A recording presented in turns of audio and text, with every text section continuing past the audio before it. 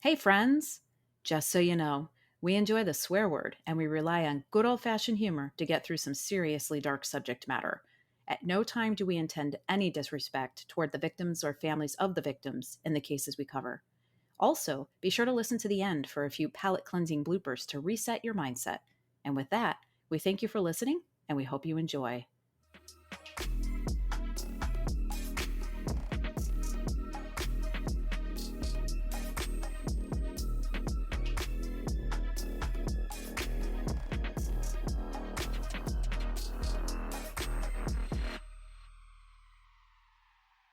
Hello, friends. Welcome to Crime Will Tell. I'm Jamie. I'm Carrie. Uh-huh. How you doing? I'm doing well. How about you? I'm fine. I'm fucking fine. Whatever. It's another goddamn day. I'm fine. I'm fucking fine. It's another goddamn day. Is what it is. But I'm enjoying this bourbon, so cheers, my friend. Yes, cheers. Clink. Clink. Sip, sip. Mm-hmm. The bourbon is good. I have a quick brother's babble. Ooh, okay. Let's hear it.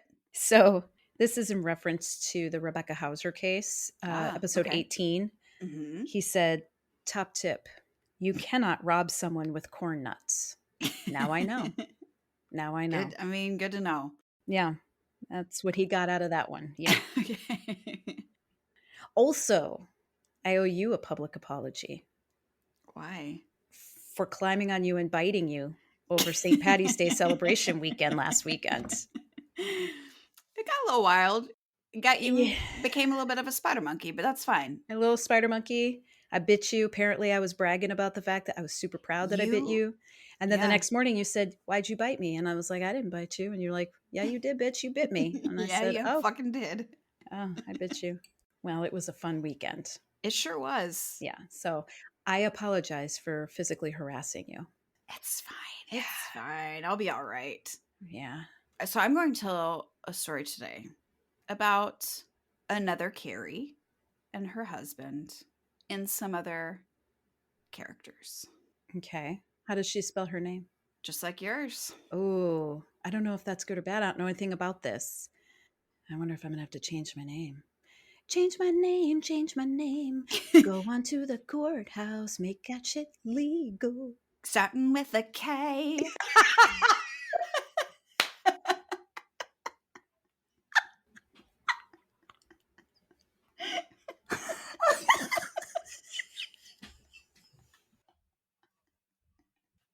Good shit. Anyhoozle. Okay, so this episode is about Carrie and Stephen Turner. So, Carrie Daly Turner and Stephen Gray Turner were married in February of 1989 when he was 35 and she was 26. Okay. They settled in the Durham, North Carolina area, and they ended up having two children. A daughter, I believe her name is Janae, Hmm. and then they had a son named Alexander. Carrie and Steven, like most people that we talk about, were just beloved. They were known to be just incredibly kind, generous, giving, very involved, loving parents to their kids. Just everyone in their orbit adored them, loved them, had nothing but high praise for them. So Stephen worked as the head of IT at a hospital, which I'm sure is a very intense job. Yeah. And Carrie owned a small business called the Mayo Marina Mart that sold more than mayonnaise, but it The was the Mayo May. Marina, was it Mhm. mayonnaise and boats? I think so. Yeah, just Okay. They if go you're well together. if Yeah. you're going out for the day and you're going to make a sandwich, where your spot. So the Mayo Marina Mart was just a little convenience store that was right on Mayo Lake, which Oh, is in okay. Roxborough, North Carolina. So they had Okay. this little mart, that people Yeah, would that's stop whenever cute. they're Little on their corner way store. to, yeah, which I was like, that sounds like a precious little store. Mayo Lake is where the Turners also had a vacation home. So they spent Mm. a lot of time there. And I mean, it seems like they were doing really well. They were both successful in their professions and they seemed incredibly happy. By 2014, Carrie and Steven were like, you know what? Let's retire. Like, let's make this shit happen. And they had hopes of settling in Myrtle Beach, South Carolina. So they Hmm. wanted to buy a retirement home there and relocate, and that's where they were just gonna live the rest of their lives. So, obviously they'd done really well and just wanted to be able to just relax and enjoy life together. So Steven ended up retiring from his IT job and they sold the mart. Mm-hmm. The little corner store. And so to kind of celebrate the beginning of their retirement and the sale of the store, they decided that they were going to go on a cruise. Like, Oh, what a way to yeah. kick off fucking retirement, right? But while they were on their cruise, their house in Durham, North Carolina burnt to the fucking ground. Oh, shit. Oh, wow. Yeah, yeah. On September 14th of 2014, the fire department responded to reports of a fire. It was around like midnight. When they arrived, the house was just like completely engulfed in flames. Parts of the house ended up collapsing because there was a leaking gas line. And so it just Oh, kind of like imploded. And due to that collapse and like the intense fire, it was too dangerous for the firefighters to even enter the house. oh, They were finally able to put it out, but it took hours. Fortunately, I think they had 2 dogs. The dogs made it out. The oh, dogs were good. fine. Good, good, good. So they came home from their vacation and their house and most of their belongings were just absolutely destroyed, which I can't even imagine being on this high, starting retirement, being on this fun vacation with your spouse and learn that you're coming back to. Utter devastation. Fortunately, though, they had this lake house that I'd mentioned on Mayo Lake. So they were able to kind of make that their new Hmm. full-time residence. They weren't So, homeless at that point. right. So they just kind of moved to their vacation home and had a place to stay. So the cause of the house fire was never officially determined, but Oh, detectives definitely suspected arson. They oh, just weren't able to prove it and voted most likely to play with matches and burn their parents' house down was their son Alexander. oh.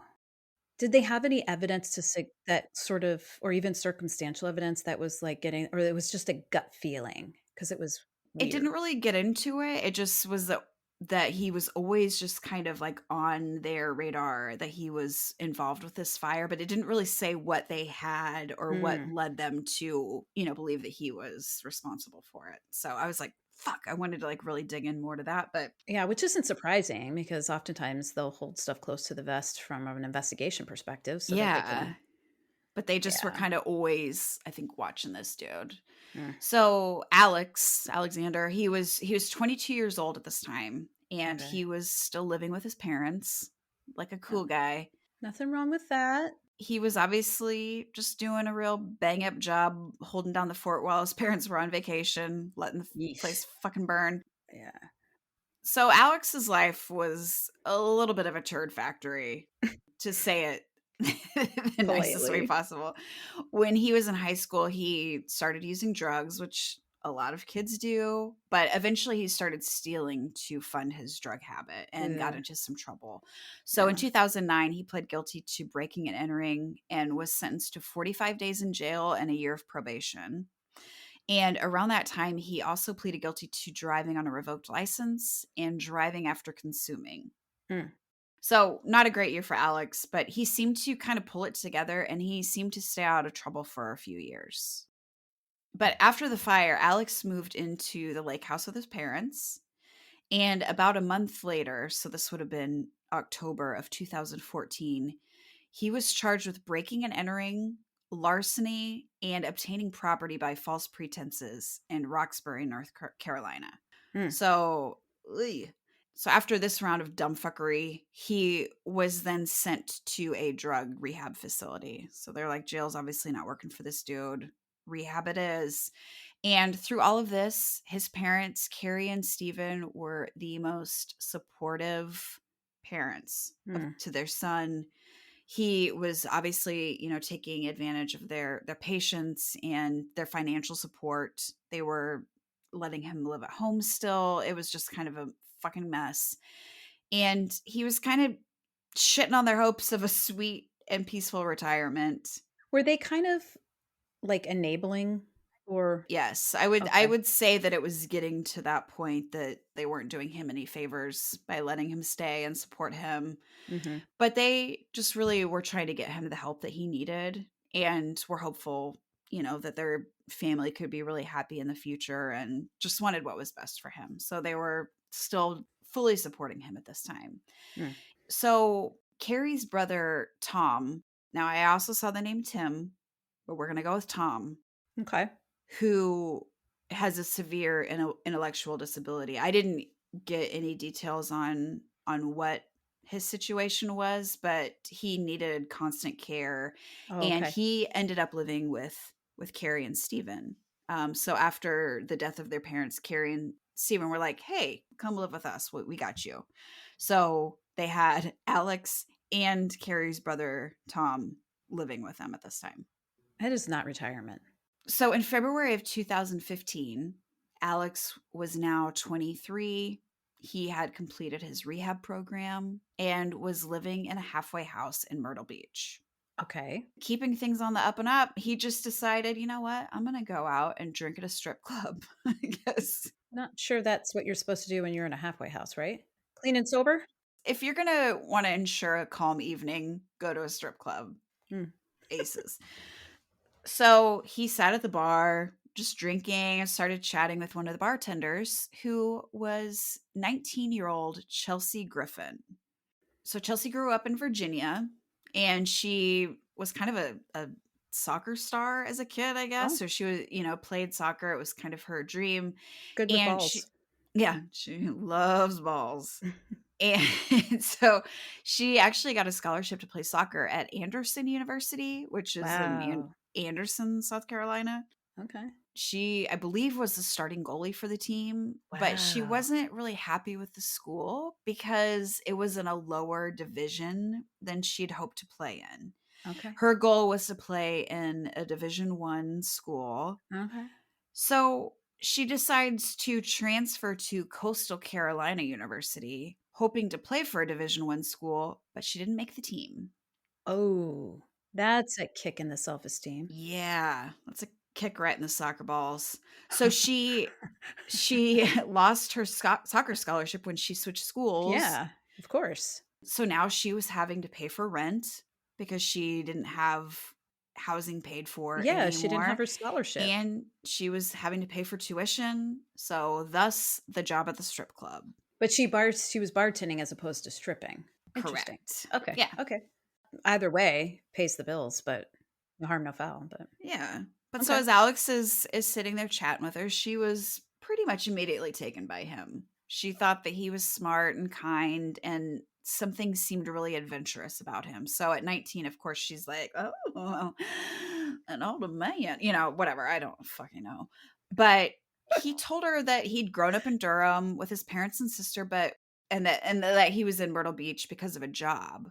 But he was like being really vague about his life and wasn't really providing many details about himself. And so he was just kind of this mystery man.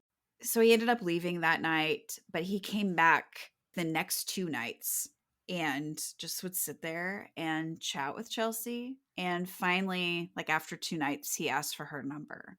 So they started hanging out and were becoming more and more comfortable with each other. And one night they were just kind of hanging out, and he was like, "Hey, girl, can I trust you?" And she was like, "Indeed. Absolutely you can. Of course you can, Alexander." Alexander. So so he proceeded to tell her that after high school, he joined the army and that he was recruited by special forces. And Damn. because he was such a badass, he ended up getting a contract as an assassin for the US Department of Defense. Damn, Alex. Good cover being in a Yeah, halfway house.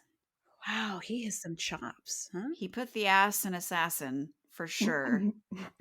Good job, dude. So he told her that he was on an assignment in Myrtle Beach working on a domestic terrorism case. It's just like, Living in a halfway house because, going all in with the cover. right. Yeah. And so he Oh said my that, of god. course his job as a super secret badass was basically becoming a real bummer. It's like a heavy wet blanket all over my soul. Yeah, he's like, "Chels, I'm tired of killing people. I'm just so sick of it. I don't wanna shoot anybody anymore. I have murder burnout." So the Department of Defense had promised him, they're like, "Look, dude, if you complete this final job, we'll discharge you and you can just go live a normal life." Wow, okay. But he was like, "Damn it, with all of my murdering and all of my intense military stuff that never happened." So he was struggling to finish this last job because of his severe PTSD from being a fake From soldier and being a fake assassin. soldier and Yeah. assassin, yes. Yeah. And so poor Chelsea was just this like naive teenager who just ate up every ounce of shit that poured out of his lying mouth. And she was just Oh, like, I "Oh my God. I Oh." can see where this is going. Oh, what a total turd ass. Yeah. So he's just like, "Yeah, yeah, rough, right? My life has been heard." And she was like, "I know. I will do anything that I can to help you complete this final assignment so you can just live norms." With me. So she said, "You can move in with me," Hmm. and even offered that she would talk to her manager about possibly getting him a new job at the strip club. So he could go from assassin to barback or whatever. I don't know. And he was like, "That sounds way better than being a pretend murderer for the government." So he Mhm, yeah. totally took her up on it. And he was like, "Look, I'm going to warn you, girl, that this is going to be potentially very dangerous and that your life might be at risk helping me." But she was like, "I don't give a shit. I'm going to help you get out of this." So Was she in love with him? Or thought she was in love with him? I would say yes. She was young and she was just really intrigued, and like the possibility of these dangers and like being Yeah, involved it's in a mission was exciting. probably, yeah, really exciting and really cool. Sounds like she had a lot of passion. And she's like, "You know what? I'm not playing fucking soccer, so let's do this." He moved in with Chelsea in her apartment, and they just, their relationship grew stronger and stronger. But on March 4th of that year, these knuckleheads got arrested. Mm, Not great. for what? Well, there was an officer that was in this area, and he saw these lovebirds, like, they were just sitting in Chelsea's car outside of a gas station. This was in Surfside Beach, South Carolina. And he was kind of just watching them, I think trying to just make sure that they were good, but it was like they were talking, but, like, pointing in different directions, and it was like they were lost and Mm, trying to decide which way to go. So he was like, "I'm gonna, just make help sure him these out. folks are okay." So he I am a public servant. Yeah, so I'm gonna make sure, there's a lot of tourists in this area. Yeah. Like, I want to make sure that they're good to go. So the officer approached the vehicle and noticed a strong smell of marijuana, or maybe a pet skunk. It's always a toss up. You never know. You never know. But in this case, probably marijuana. Probably marijuana. So he was like, "All right, I was going to help you guys get back on the highway or whatever, but now I need you to both step out of the vehicle." And after they got out, he could see a 9 millimeter handgun just sitting in the front, like by the radio, just in plain fucking sight. And then there was an AR fucking 15 lying on the floor, like in the back seat, like in the back of the car. Also Like, pretty visible. So he's like, Jesus Christ. I'm gonna have to cuff you ding dong so I can do a complete search of this armory that you're driving around in." In addition to guns, he found marijuana, okay. not a Well, it wasn't a surprise, skunk. and drug paraphernalia. And I saw somewhere that there was like syringes and tinfoil, so there must have been, Something stronger yes, than the and Mary if they Jane. didn't, yeah, and if they didn't have those drugs yet, it was probably likely that there was going to be some drug use at some point. So they were immediately arrested. Chelsea was charged with possession of drug paraphernalia and the possession of the marijuana, and Alex was charged with possession of the drug paraphernalia and unlawful carrying of a pistol. So we're just going to ignore the AR-15? We're I just guess. not going I to do guess. anything Yeah. about They're that? just Okay. like, that one's cool, but that fucking pistol up front. What are you Yeah. doing? What the fuck? But I wonder if Chelsea's like, tell him that you're work for the government. Tell him you're an I assassin. was just thinking that. And he's probably like, no, I can't blow my cover. Shut your fucking face. But they both ended up being released on bond within a few hours because I am pretty sure Chelsea's dad gave them the money for bonds. So they were out. Gave both of them the money? If I Mm-hmm. was Yep. Chelsea's dad, I would have been like, Chelsea, I got you, but who the fuck are you? Yeah. Okay. So once they were notified of Alex's arrest, his parents, Carrie and Steven, and then his uncle Tom, his cabin, his uncle Tom got in the car. It took like 2.4 seconds for that to sink in. Oh, that was funny. So they immediately got in the car and drove the 3.5 hours to Myrtle Beach to make sure that he was okay. No, I would have said, you can keep him. Like I said, the most incredibly understanding, loving, supportive parents. And they got a room in Myrtle Beach at the Landmark Resort, which was a nice, just beach resort. And they planned to stay for a couple days. They just, really wanted to get Alex squared away, make sure that he was good. And they took Chelsea and Alex to dinner at IHOP while they Oh, were in look at town. that. I think about they got the buttermilk pancakes. I wonder if they got the short stack or the tall stack. That's what I was thinking. It's like, nothing eases the trauma from an arrest. IHOP also Like, has hash brown omelets. and so many syrups. So many. How are you supposed to choose? He's like, I got arrested. Fuck, this one's boysenberry. This one, regular. Pecan. Thanks, Mom and Dad. So Alex spent that night with Chelsea at her place, but the next day he spent the day with his parents without her. So it was just a Turner day. It was just a Turner family outing. And he ended up spending that night with his parents and his uncle in their hotel room. So on March 6th, which was 2 days later after the arrests, the Turners were scheduled to check out of their hotel. So housekeeping entered the room to start cleaning, and they noticed that like all of their belongings were still there. So housekeeping was kind of like, fuck, I don't know like what to do. So the housekeeper notified her manager and they told her to, just go ahead and clean the room, but leave their stuff where it is. And, maybe they missed their checkout time and would be back to get their stuff or whatever, but go ahead and start cleaning. No big deal. So the housekeeper started cleaning, and when she pulled back the comforter on one of the beds, the sheets were missing. So she's like, what the fuck? And then she noticed a giant blood stain near the head of the bed. Mm. So she called her manager again and was like, what do I do now? And they were like, we're going to call the police. Now you get the fuck out of there. Yeah, just leave the soaps as they are. You're Don't, good. Get the fuck out of there. Yeah. Also, I would just like to give a massive high five to all housekeeping staff Right? because Tough they job. have to clean up after scummy, icky people who treat those rooms far worse than they do their own homes, and they probably see some nasty, awful shit. Oh, so fuck, you guys are the best. That is a tough job. Yeah, I can't even imagine. Yeah. Anyway, they call the police. The police arrive at the hotel and kind of doing a quick little look around the room. And they're like, you know what? Maybe someone staying here hurt themselves on the bed and they're just out getting medical treatment. Like one of them was like, hey guys, have you ever seen me juggle these hatchets? Whoa, whoa, whoa. Like, who the fuck gets hurt so bad in a hotel room? That they take the sheets. And that they get out bleeding profusely without anyone spotting them. No ambulance shows up. There's no blood anywhere else in the room. It's just on the bed. And was it the police that were like, hey, what if it was just this?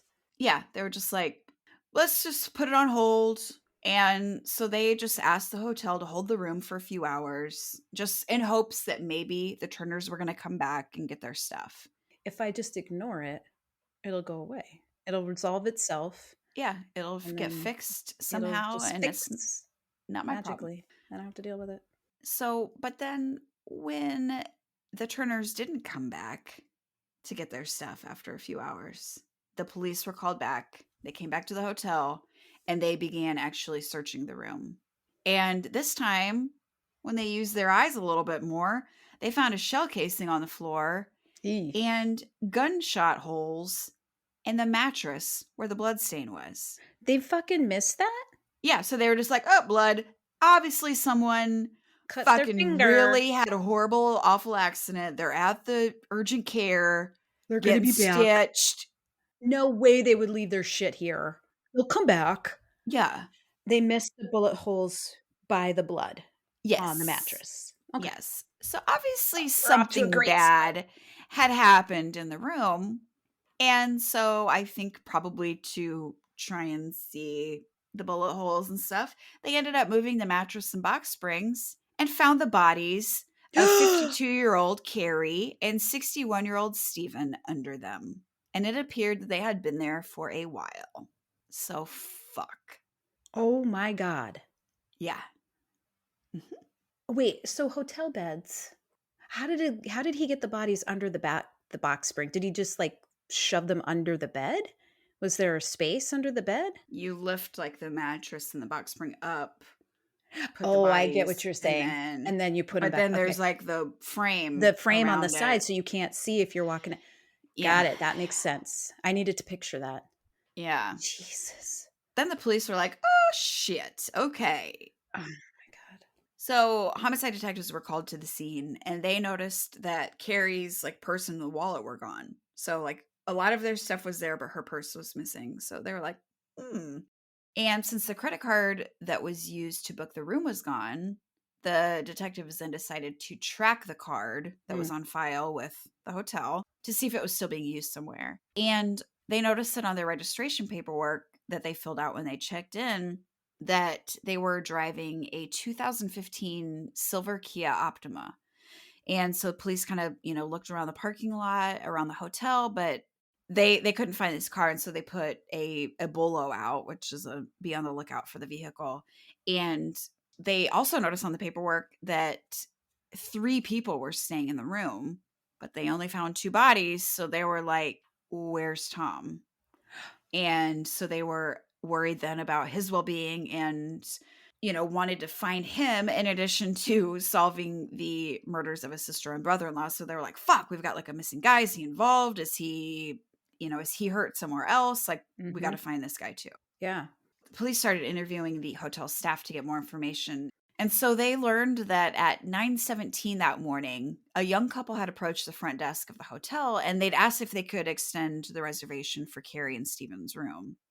They admitted to the front desk clerk that they weren't on the registration for the room and they didn't really give their names, but the clerk was like, no, you can't do that. Like one of the occupants of the room, listed on the room's registration would have to be the ones that requested that extension. So when police watched the surveillance video from the hotel, the couple then just like were like fine, and so they left the hotel and they ended up getting into the Turner's Kia Optima that was parked on the outside of the hotel. So the search was on for these motherfuckers. So later that day, one of Carrie's credit cards was used at a Walmart. Mm, And so police go to the store, they watch the surveillance footage, and they see the same couple from the hotel purchasing a giant flat screen TV. seriously? Yeah, right? What the Okay. fuck? I mean, come on.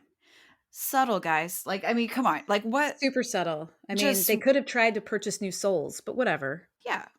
So they start looking into the Turners to see if they can figure out who this couple was that they're seeing Yeah. on the camera. And they learned whenever they started doing some digging that their house had burned in North Carolina 6 months earlier. And when they spoke to police up there, the investigators who had worked that case had told them that they believe the fire was due to arson and that the only suspect in the case was their gold star of a son, Alex. Precious Alex. Yeah. So police in Myrtle Beach are like, what's the deal with this motherfucker? and they quickly learn about his criminal history and his issues with drugs, and that his parents supported him financially due to all of these fucking issues. But did they know about the DOD? Did they Well, know he was undercover? I don't think so. Mm. Covert operations. Patriot. Word on the street was that the relationship between the Turners and Alex had started to become strained. I wonder why. Who wants to support their adult son who can't get their shit together, causes continuous problems, and probably burned their house down? I wonder if they started to suspect it. Probably. Like deep down, they probably had to have wondered, but I don't know. It breaks my heart that they were retired for approximately 6 months, and that was it. Yeah. And of that 6 months, it really wasn't retirement.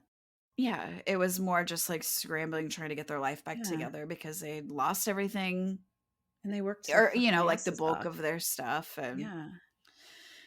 so police also learned that Alex had been arrested 2 days before the bodies were discovered with someone named Chelsea Griffin. So they're like, all these pieces are just falling in together. And who are these fools? Right. So they're quickly figuring out who this mystery couple was. And they're like, we got to find them in their new TV. Like, where are they? And what are they up to? And so they showed the hotel clerk photos of Alex and Chelsea, and they were like, "Yep, those are the people that tried to extend the reservation." So police were like, "Gotcha, you dummies. Where are you?" So 2 days after the bodies were found, the Turner's vehicle was located at the Monarch Apartments complex in Conway, South Carolina, which wasn't where Chelsea lived, but it was really close to where she lived. Okay. They decided to do a little surveillance on the parking lot, or from the parking lot, I guess, of the complex, to see if they could spot these fools. And they watched Alex and Chelsea go into an apartment in this complex. And fortunately, they also saw Tom sitting on a balcony of the apartment. He appeared to be He was unharmed, okay. Yep. but he was there. So they're like, okay, we're finally getting these pieces together. And so a SWAT team, which, do you know what SWAT stands for? Secret war ass technicians. Yes. Secret Thanks. War ass technicians. Yeah. You fucking got it. I don't Wow. know. What does SWAT mean? Special weapons and tactics. Special weapons and tactics. Yeah. Okay. So the SWAT team came in with their special weapons and tactics, and they went into this apartment and they found Chelsea and Alex, and they were apprehended without incident, which was great. There wasn't a big struggle. And then they were taken in for questioning. There were also two other people in the apartment, but we'll get back to that. Oh, okay. Somehow Alex didn't try and pull any of his like I'm an assassin shit with the cops, because obviously it only flew with Chelsea. But he was actually super upfront about why he was in Myrtle Beach. He told them he'd been in rehab and that he'd been staying at a halfway house, and that his parents had driven down to check on him after he had been arrested and they learned about it. And they were worried about him, just trying to convince him to go back to North Carolina. And he was telling them that he was actually kind of considering if he was going to go back with his parents to North Carolina or not. But as he kept talking, like his shit just got weirder and weirder. Like with this sort, like things just were like, "What, dude? What the fuck are you talking about?" He told cops that he stayed with his parents in their hotel room the second night that they were in town. And when it was time to go night night, Alex tucked the pistol that he carried with him under his pillow. Like the gun fairy was going to come leave him $1. I don't know what the fuck he was doing.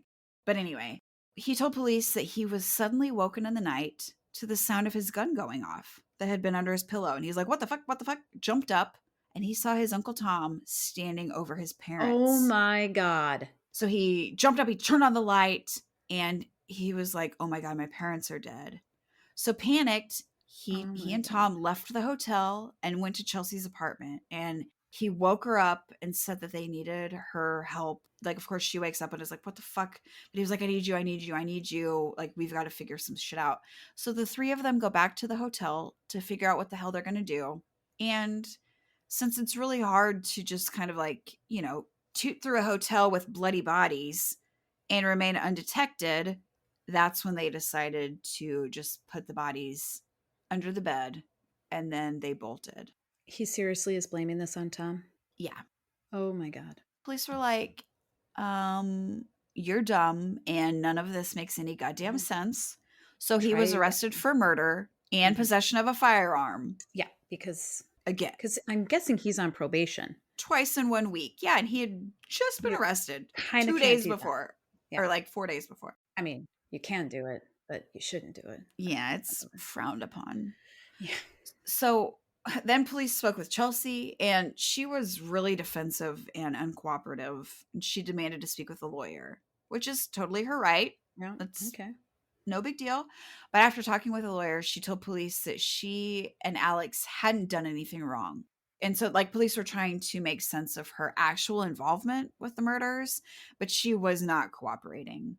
Regardless, she helped hide the bodies. So that's not cool. Accessory at Yeah. minimum. So she, at that point, was also arrested on 2 counts of murder.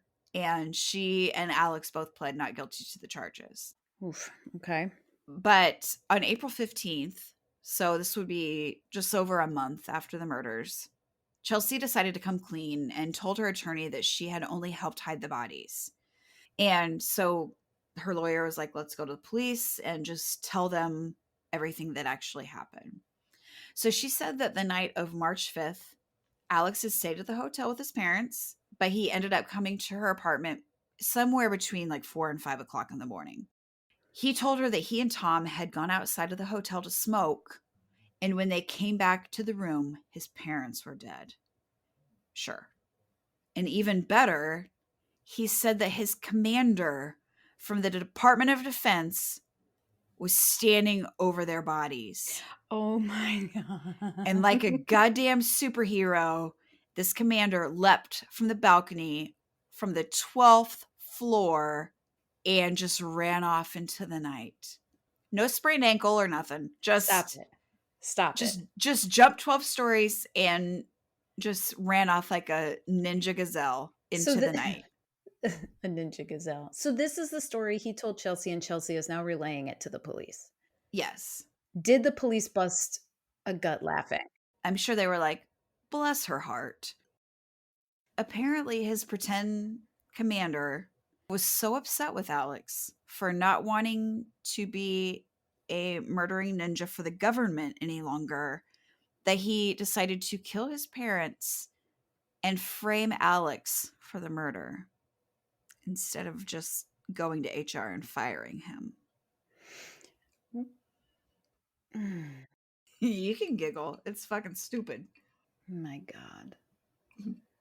So gullible Chelsea bought all of this too and didn't hesitate when Alex said that he needed her help hiding the bodies because he didn't want to get framed for the murders by the government. Oh my God. Are you kidding me? Government is so powerful. They can do anything. He had Yeah. to. He had to hide the bodies. How else was he gonna try and clear his name? Right? Barf.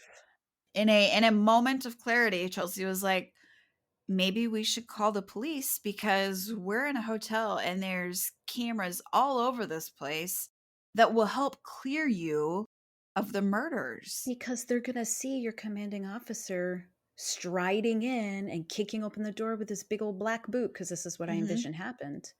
And then fleeing. Yeah, but nope.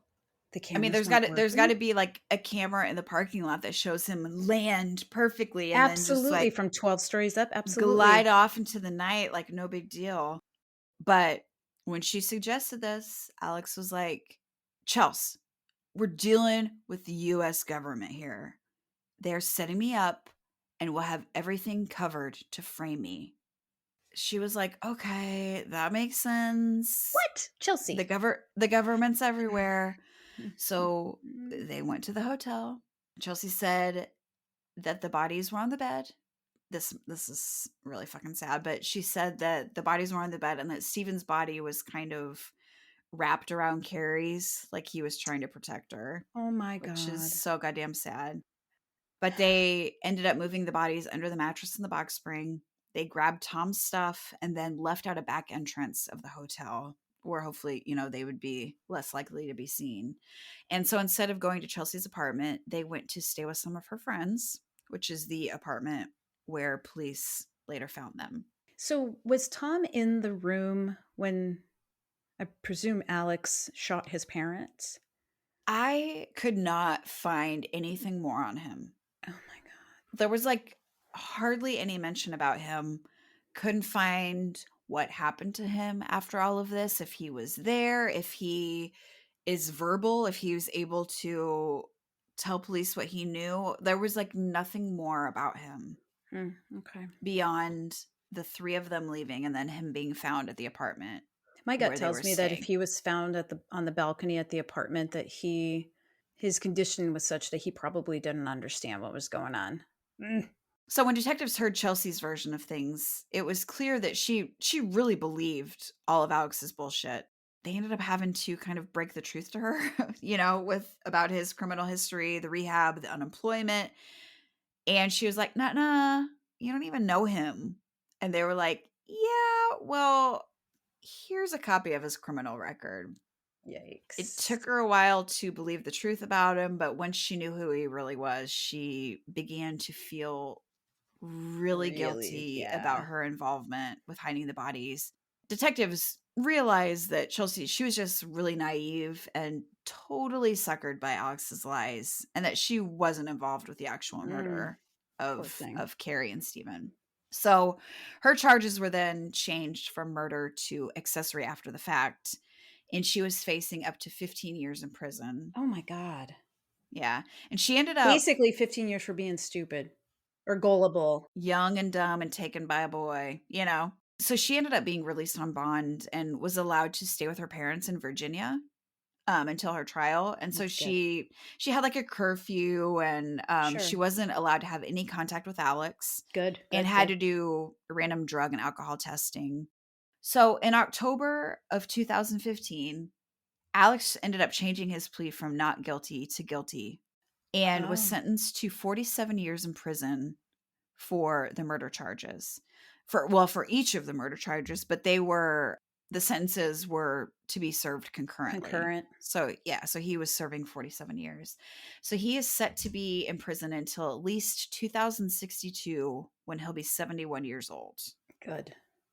In March of 2016, Chelsea entered an Alford plea to accessory after the fact to murder. Hmm. Now, Alford pleas it's something we talk about. They come up quite a bit in these cases. Like, a person doesn't admit guilt to a crime, but they kind of acknowledge that if the case were to go to trial, that a jury would likely find them guilty based Yeah. on the evidence that's presented to them. So it's kind Yeah. of, I did it, but I didn't, hoo hoo, Yeah. I kind of did it, but I don't thing. want to admit it. Yeah, but I'm not Yeah. going to say I did it.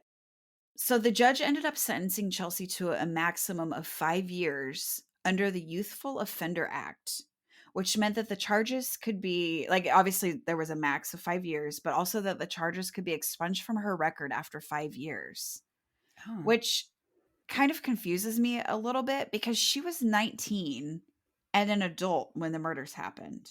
She wasn't a 14-year-old. Yeah. How'd they get away with that when she was legal? Hmm. I mean, regardless, she ended up serving 18 months and feels a tremendous amount of guilt for her role in the crimes. Yeah. She said I that bet. Alex has tried to contact her, but she's never responded, which is good. Stay the fuck away from him, girl. And she really just, wants to move forward with her life. And she said in an interview with Oxygen, "I hate myself every time I think about what I did. I didn't pull the trigger, no, but I was too scared to do the right thing." Mm. So she just was young and naive and just got wrapped up with this idiot. It sounds like she's taking accountability now and understands the gravity of the situation, Oh, for sure. And she just which wants is to do the great. right thing and move Yeah. forward. Like, she hasn't when he's reached out, she's like, nope. So, in addition, Grant Dolans, who was 20, and Roxana Kumpan, that might be totally Compan. wrong, Yeah. who was 18, were charged with accessory after the fact for knowingly helping to hide Chelsea and Alex. Ah, Like, harboring fugitives. yeah, Yeah. these were the friends whose apartments that they were arrested in. And Roxana was also charged with possession of a controlled substance, and Grant had been arrested on February 28th, just before the murders, for disorderly conduct. So it seems like they kind of had their own Yeah, they fucking had their own chaos going on. issues. And then they got sucked in with these turds, Oh and it my just God. like really added to it. So it was never clear why Alex killed his parents or what happened the night of the murders that led up to them being killed. He's never told investigators why he did it. Police can only speculate that he likely didn't want to go back to North Carolina with them and wanted to stay in Myrtle Beach with Chelsea. And they think that he told them of his plans to stay in South Carolina, and they told him that that was fine, but that they wouldn't be supporting him financially any longer, and that that was likely the reason, that it was financially motivated. And I mean, it seems like his drug use was likely increasing, and he was needing money more and more. And I don't know, it just was likely that he panicked regarding his financial situation. But regardless of whatever dumb fucking selfish reason he had, like these loving supporting parents did not deserve to be murdered for being there for their child through thick and thin. And they had worked super hard their entire lives to support their family, and like were taken away right when they were able to Mm-hmm. really just relax and finally be able to enjoy their lives together. Mm-hmm. And it's just so incredibly sad and senseless, and it's just heartbreaking. Janae, man, she's a true victim here. She lost her mom and dad, and she lost her brother. Yeah, And knowing that her brother was the one that took her mom and dad from her. right. Jesus. That's my theory too. I think that they were like, "Hey, we're not going to financially support you anymore. You're a grown-ass adult. We're Figure it tired of out." bailing you Yeah, out. Like, figure it out. obviously, us being here for you isn't helping you. Like, we can't do this. You do you. We'll do us. We love you, but we're not going to bail you out anymore. And he probably was like, "Well, if I kill him, I'll get the inheritance and then I'll be Yeah. set for life." That's my theory. This case really kind of touches on the really complicated and delicate line between helping someone you love and enabling them, Mhm. to continue with reckless, selfish behavior and poor decisions. Mhm. I don't know. Alex had probably been given just too many chances, and they were trying to be the good parents that they were and draw a line, and he ended up taking them, and it's just it's fucked up. Especially the parent-child relationship. It's not like it's cut and dry where you say 3 strikes and you're out. I mean, some parents do that, but Yeah. I mean, I don't know. You love your kids. You love them unconditionally, and everything in you screams to help them whenever they fall or stumble or whatever. Hmm. And at some point, it's really hard to see when you're in the thick of it that you're actually doing them more harm than good. Right. I don't envy the parents that are in positions when they have troubled children and they're trying to help them out and they don't know Yeah. they don't know what help is best and when that type of help is best. Yeah. That was a gigantic bummer of a story. Very unfortunate case with Yeah. the Stephen and Turners. Carrie Turner. Hmm. Anyway, thank you guys for listening. Your continued support. Please continue to share the podcast with everyone you know. Mm-hmm. They'll appreciate it. Mm-hmm. I promise. Mm-hmm. If you do have any questions, comments, show ideas, case suggestions, whatever, please send an email to crimehotelpod@gmail.com. And with that, goodbye, Carrie. So long, Jamie. Hey, I think we should sew ourselves together so we can hug for always. That is so fucking creepy. I had to hiccup. I'm going to start that again. Oh my god, you're totally fine. You cut me down and then you build me up. Yeah, I think it's fucking funny. Yeah, that's hilarious for you. Fucking cannibal. No, I said I was gonna text you. Whoa. If you could bring your briefcase, that'd be great. I mean, you can tell me that all day. But it's quite unusual. Fun fact, Sally. Bye, I'm gonna go on vacation now. Fun.